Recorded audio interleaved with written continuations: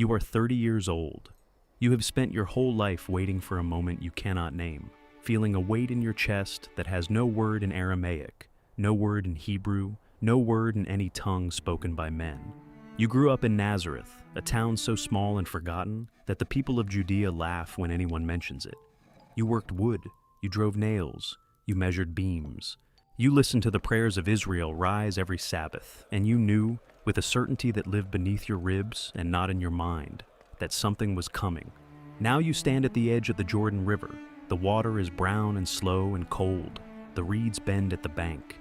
The air smells of mud and distance. John is already waist deep, his hair wild, his voice carrying across the crowd like a hammer on stone. He has been calling Israel to repentance for months. People have come from Jerusalem, from the Judean countryside, from the hills and the valleys and the desert edges, and John has plunged them under these same brown waters and called it a baptism of turning. You watch from the bank for a moment. The crowd is thick around you. No one knows your face. You step in. The water is colder than you expected. It climbs your legs, your waist, your chest. You move toward John, and when he sees you, his expression shifts in a way that no one else in the crowd would notice. His jaw tightens. His eyes go wide for just a fraction of a second. He says he is not worthy to untie your sandals. He says you should be baptizing him, not the other way around. You look at him and you say, "Let it be so now." It is necessary to fulfill what is right. He does not argue. He puts his hand behind your head. The water takes you. Everything is muffled and slow and brown, and then you break the surface, and the moment you do, the sky opens. Not metaphorically, not as a poet might write it. The sky opens. The Spirit of God descends on you like a dove coming to land on still water. And then the voice comes, and it is not a voice for the crowd, it is a voice for you, and it says, "This is my beloved Son, in whom I am well pleased." You stand in the river with water running down your face. Everyone who sees your face in that moment will remember it for the rest of their lives. Not because you are glowing, not because the thunder is still rolling, because of the expression you carry. It is not surprise, it is not relief.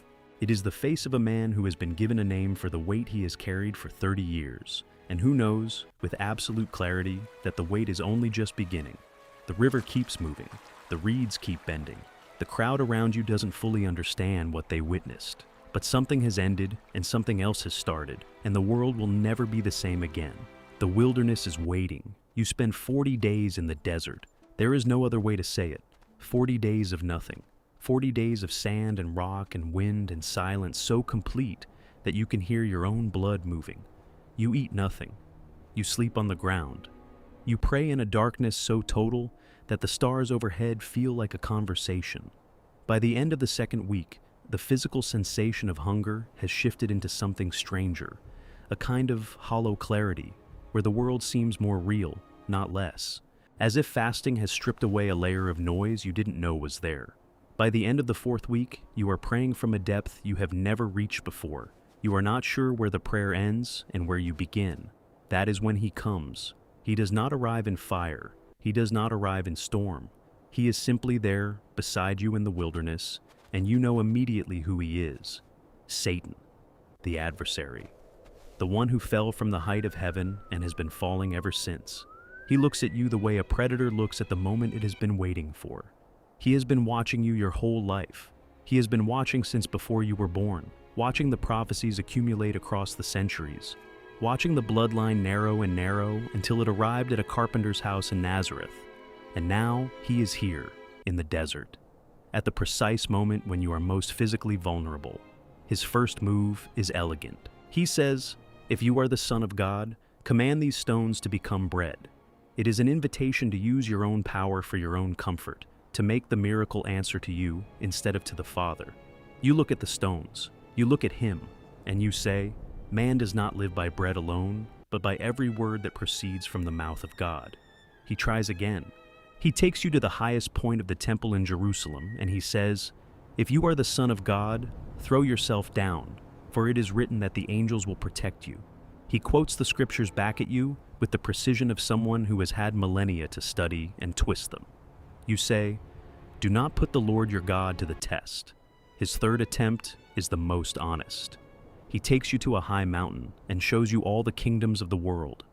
the cities, the armies, the wealth. He is offering you a crown without the suffering. You look at the kingdoms, you look at him, and you say, "Away from me, Satan, for it is written, worship the Lord your God and serve him only." He leaves. The angels come and attend to you in the silence. You come out of the desert leaner, quieter, and something else that is harder to name. He tested the three deepest corners of human weakness: comfort, pride, and power. He found nothing in you. The ministry has survived its first attack before it has even begun. The Sea of Galilee is iron gray in the early morning, flat and still, and the boats are already back from the night's work. You walk along the shore. The smell of fish is everywhere, sharp and alive. The fishermen are sorting their catch, mending their nets, cleaning the hulls. They are big men with salt-rough hands and voices used to competing with wind. You see two brothers first, Simon, who will later be called Peter, and Andrew, casting their net from the shallow edge of the shore. Simon is talking as he works, as he always is, his voice carrying across the water. He doesn't notice you yet. You call to them and you say, "Follow me, and I will make you fishers of men." It is not a long speech, it is not an elaborate argument, it is 4 words and a promise. Simon pulls the net in, Andrew pulls the net in. They look at each other, they look at you, and they come. A little further along the shore, you see James and John, the sons of Zebedee, in a boat with their father, mending their nets. Their father Zebedee is older, practical, methodical, a man who has built his fishing business on discipline and patience. You call to James and John. They leave the boat. They leave the nets. They leave Zebedee sitting in the boat with the look of a father watching his sons walk towards something he cannot follow. 4 fishermen. This is how it begins. They are not scholars. They are not priests. They have not studied in the academies. They track the fish migration patterns, the weather patterns, the depth of the water at different seasons. The rabbis of Jerusalem would not have chosen them. You chose them precisely because of who they are, not despite it. You are not looking for men who already know how to work within the system. You are looking for men who can be made into something the system has never seen. They walk beside you toward Capernaum and ask questions with the directness of men used to practical problems. You answer simply. You are walking together towards something that none of you in this moment can fully see. But for the first time, you are not walking alone. It is a wedding in Cana, a small village in Galilee, and the celebration has been going for days. The courtyard is loud with music and with conversation and with the particular joy that communities carry when 2 of their own are married. You are here, your mother Mary is here, your disciples are here, still new, still finding their footing beside you, watching everything you do with the intensity of men trying to learn a language they have never heard before. On the 3rd day of the feast, Mary comes to you quietly. She leans close. She says, "They have no more wine." It is a social catastrophe, the kind that follows families for generations in small communities where everyone knows everyone's business. She says it to you the way she has been saying difficult things to you for 30 years, with a directness that bypasses argument and goes straight to the center of the conversation. You say to her, "Woman, what does this have to do with me? My hour has not yet come." Your mother looks at you for a moment. Then she turns to the servants and says, "Do whatever he tells you." She does not argue. She does not plead. She simply moves forward as if the outcome is already settled. 6 stone water jars stand nearby, the kind used for Jewish ceremonial washing. They are enormous, each holding between 20 and 30 gallons. You tell the servants to fill them to the brim, they fill them. You tell them to draw some out now and take it to the master of the banquet. They do. The master tastes it, and he calls the bridegroom over, confused, and he says, "Everyone brings out the good wine first and then the cheaper wine after, but you have saved the best until now." Your disciples see this and believe in you. But the miracle was never about the wine. It was about the willingness to act, to step into a moment of human need with the fullness of what you carry, even when the hour seems not yet right. Your mother pushed you toward your own purpose. The jar that held water now holds something better. Remember this when the world offers you the lesser thing. The synagogue in Capernaum is full. It is the Sabbath. You stand to teach, and immediately the room feels different from every other synagogue service these people have attended. They have sat under scribes and Pharisees who cite other authorities, who build arguments by stacking quotation on quotation. You teach as someone who has authority of your own. You do not say, Rabbi so-and-so says. You say, I tell you. That is when the man starts screaming. He is sitting somewhere in the congregation, and he has been there perhaps for years, attending Sabbath services with a thing living inside him that no one could see or name. But it can see you. The unclean spirit recognizes you before any human being in that room fully understands what they are looking at. It screams, What do you want with us, Jesus of Nazareth? Have you come to destroy us? I know who you are, the Holy One of God. The room goes completely still. You look at the man and you say, Be quiet and come out of him. Your voice is not raised. You do not go through a long ritual. You give a command with the same directness you used when you told the servants to fill the jars. The unclean spirit throws the man down violently, and then it comes out with a shriek, and the man lies on the floor of the synagogue, breathing, unhurt, free. The room erupts. The question moves through the crowd like water through sand. What is this? A new teaching with authority. He commands even the unclean spirits, and they obey him. By the time you walk out of that synagogue, the news is already moving through the whole region of Galilee. The thing in the man knew your name before anyone else in the room. That is worth holding. Sometimes the clearest testimony to who you are comes from the most unexpected direction. The screaming is over. The synagogue is buzzing. And you are already moving toward the next thing. You leave the synagogue, and you go directly to the house of Simon and Andrew. James and John come with you, and when you walk through the door, you are told that Simon's mother-in-law is in bed with a fever. Fever in the ancient world is not a minor inconvenience. It can take people in days. She is lying in the back of the house, and the family's worry is quiet and specific. The worry of people who know what fevers become. You go to her. You take her hand. You lift her up. The fever leaves. Immediately, she stands, and then she begins to serve them. That detail matters more than it might seem. She is not escorted back to bed to rest. She stands up healed, and the first thing she does is move towards service. This is the pattern of restoration in your ministry. You do not give people back their lives as trophies. You give them back their lives as capacity. That evening, after the sun has set, the whole city gathers at the door of the house. They bring everyone who is sick. They bring everyone who is possessed by demons. The crowd is impossible, pressing, loud with need, carrying the full weight of accumulated suffering that every community holds quietly inside itself until a door opens. You work through the night. Various diseases, the account says. You did not specialize. You did not choose the cases that were impressive enough. You healed the variety of what human bodies break into. Fever and paralysis and blindness and possession, and the unnamed griefs that make people lie down and cannot get up. The crowd thins slowly, reluctantly. People go home carrying what they came without. And you are standing in the courtyard of Simon's house in the dark, in the quiet, and the stars are still up. And you know the word has already left Capernaum and is moving through Galilee faster than any runner could carry it. The door of the house is full of the memory of hands reaching toward you. You can still feel every one of them. You rise before dawn. You leave the house before anyone else is awake. You go out to a solitary place, and there, in the darkness before the sun comes up over the Galilean hills, you pray. The power they watched you use all evening is not something you generate from inside yourself. It flows from the connection you maintain with the Father, and that connection requires this. The dark hours, the solitary place, the silence, the conversation that no one else can hear. But before dawn, there is a road out of Capernaum, and on that road, moving toward you in the dark, there is a man. His body moves wrong. He keeps his distance from other travelers, calling out his warning, the word that has been his name for longer than he can remember. Unclean. The word has stripped everything from him. His home, his family, his ability to be touched.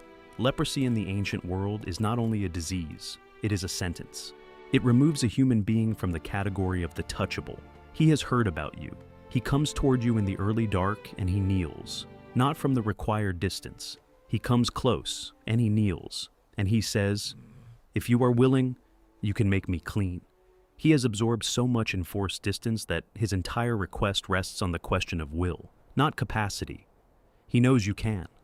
He is asking only if you want to. You are moved with compassion. You reach out your hand. You touch him before you speak. You touch him, and then you say, "I am willing, be clean," and immediately the leprosy leaves him. You tell him to say nothing, to go to the priest and make the offering that Moses commanded. He goes, but he cannot stay silent. The news spreads everywhere.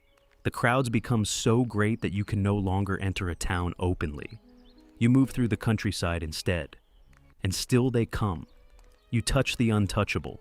When the world sorts people by what is allowed to be held and what must be kept at distance, you cross that line without hesitation. The touch came first. The word came after. The word has reached everywhere now. It has gone south to Judea and east across the Jordan.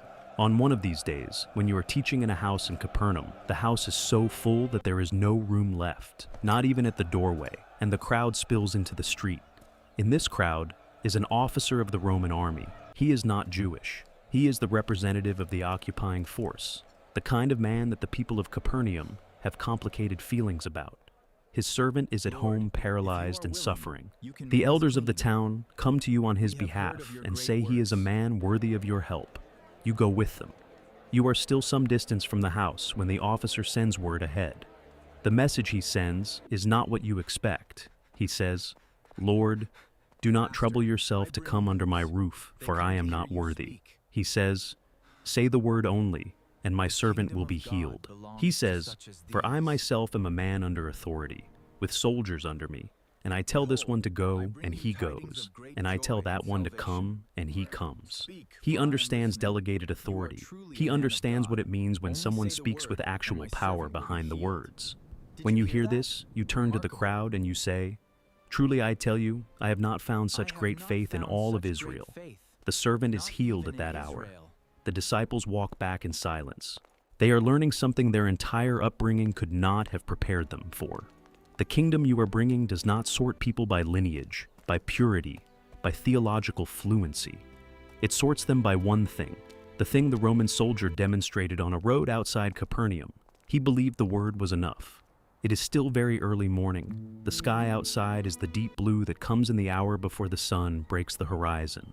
You have been praying in the solitary place since before the birds. Simon leads the disciples out to find you, and when he does, he says, "Everyone is looking for you." You look at him. You look at all of them.